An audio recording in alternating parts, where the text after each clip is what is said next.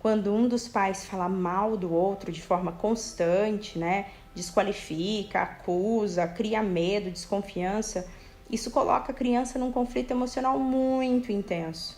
Sabe por quê, Daniel? Porque essa criança ama os dois, né? Ama o pai e a mãe. E aí ela precisa escolher um lado só.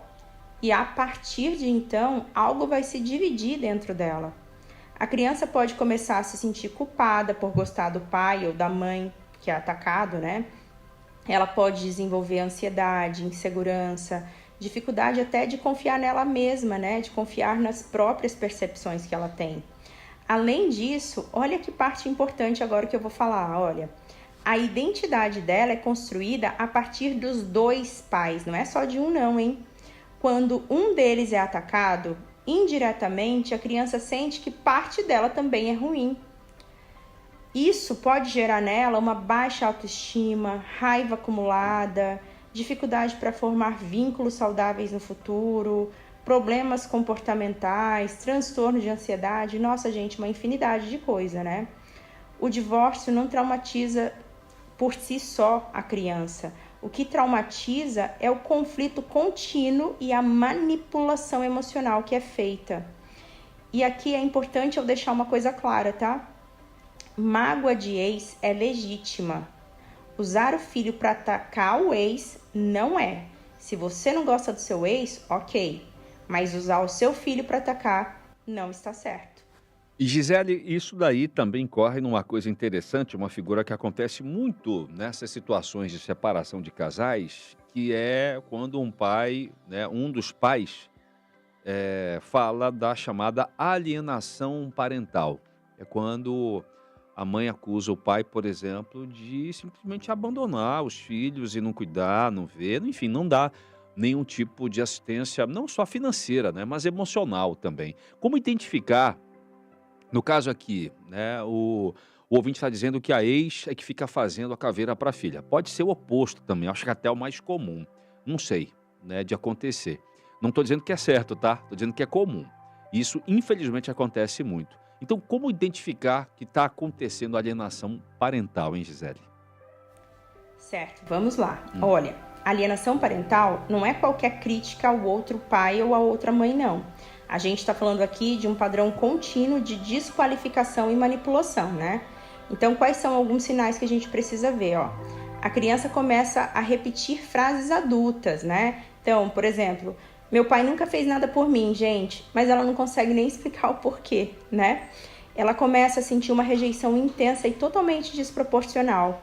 Ela começa a demonstrar ódio extremo, né, ao pai, repulsa, sem que o pai tenha feito nada contra ela, né? Ela começa também a apresentar medo injustificado. Ela pode dizer que tem medo do pai, sem o pai nunca ter agredido ou sem nunca ter havido um histórico de violência real. Além disso, ela passa a ter dificuldade de lembrar os momentos positivos com esse pai ou com essa mãe, né? No caso, também existem pais que fazem alienação contra a mãe, né? Então é como se ela estivesse apagando as lembranças boas. Ela sente culpa por gostar do outro, então ela vai evitar demonstrar afeto quando o alienador estiver presente. Então, se a minha mãe falou mal do meu pai, na presença dela, eu não vou demonstrar nenhum tipo de afeto, né, em relação ao meu pai. Além disso, né, interferência constante na convivência. Então, desmarcar visitas, criar obstáculos, né, inventar compromissos para não ver esse pai. Então, ela não quer conviver com esse pai. A alienação é um processo psicológico sutil. Olha, isso é muito importante, é sutil. Não é um grito, não é uma fala agressiva, é a repetição que faz a alienação. É como você plantar uma narrativa até que a criança acredite nela. Entendi. Gisele, que conselho que você dá, então, no caso, para esse pai, né, que foi quem mandou o áudio pra gente, dizendo que a sua ex é que fica fazendo a caveira da filha, mas também para as mulheres que acontece o contrário, o pai que fica falando mal da mãe. Que conselho que você dá para essas pessoas, né? No caso dele aqui, como é que ele trata isso com a filha? Doutor, Opa, desculpa. Gisele? Primeiro, gente, não entre nessa guerra emocional contra a tua ex. Quanto mais o pai ou a mãe atacado reage atacando de volta, mais a criança fica no meio do fogo cruzado, gente. Então vamos pensar nessa criança, né?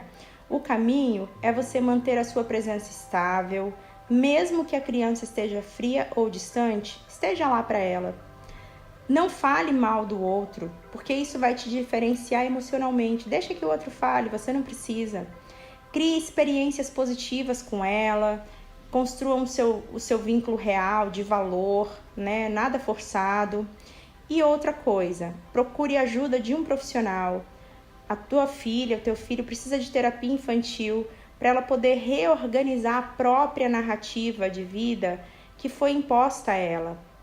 Se necessário, busque também orientação jurídica, porque a alienação parental é questão legal também.